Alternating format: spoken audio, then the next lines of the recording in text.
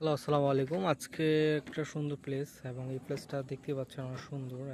হচ্ছে বাইকে করে মোটামুটি বেশ অনেক দূর আমি চলে আসছি এবং হচ্ছে চারপাশে বিস্তর ঘাস। দেখতে পাচ্ছেন যে সুন্দর সুন্দর এনভায়রনমেন্ট এবং এই সুন্দর এনভায়রনমেন্টের মধ্যে এলাকাটা দেখতে সুন্দর, গাছ আছে এবং হচ্ছে দু সাইড একটা নিরিবিলি।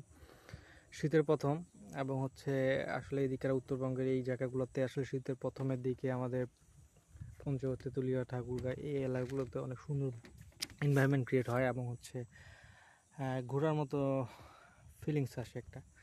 সো বাই দ্য ওয়ে, এই সময় আজকে ফ্রাইডে, হচ্ছে 7 তারিখ নভেম্বরে। আম, দেখে আসলে আমি এই জায়গাটার একটা অনেক সুন্দর একটা ন্যাচারাল একটা ভাইব এবং হচ্ছে এনভায়রনমেন্ট অনেক সুন্দর, মিষ্টি। এটাকে বলা হয় হচ্ছে আপনার হচ্ছে কুষার বা যে আখ উৎপাদন করার মানে ফার্ম বলে, এবং হচ্ছে এখানে অনেক কৃষিকাজও হয়, ধান টান থেকে শুরু করে অন্যান্য, এবং হচ্ছে খুব হিউজ বড় একটা এরিয়া। আমি এই দিক দিয়ে আসছি এবং হচ্ছে আমার একটা ব্লগের মধ্যে এই ডিটেলসগুলো দেওয়া আছে।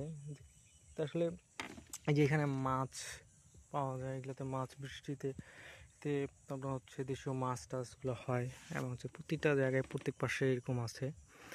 এবং হচ্ছে এদিককার আসলে আসলে এনভায়রনমেন্ট অনেক সুন্দর পাওয়া যায়, ফ্রেন্ডলি, অনেক ধরনের মাছ এবং হচ্ছে অনেক শাকসবজি টাটকা টাটকা পাওয়া যায়, যা এখান থেকে নিয়ে যাওয়া যায়। এবং শীতের সময় তো বিভিন্ন শাকসবজি, শীতকালে শাকসবজি হয়, আর সেগুলো হচ্ছে আপনি ফ্রেশ একদম তাজা নিতে পারেন, যেটাতে কোনো আম, আপনার হলো সার বীজ না দিয়ে জৈব সার দিয়ে ইয়ে করা থাকে।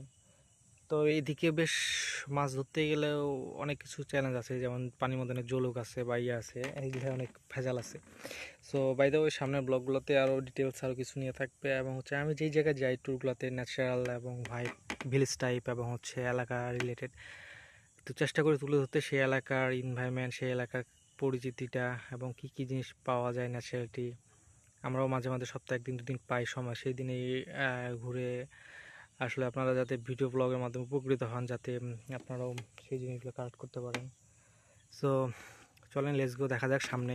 আর বাইকে আছি, বাইক নিয়ে মোটামুটি আজকে একটু সারাদিন ঘোরাঘুরি হবে। বেশ সুন্দর জায়গা এবং গাছের মধ্যে, বেশ কয়েকটা গাছের মধ্যে আমি দেখলাম যে পাখির বাসা আছে। আগে গাছে উঠা যায়, তো এখন তো ওই অভ্যাসটা নাই। আমি আসছি ওই পাশ দিয়ে, ওই ওই এলাকাটা আমি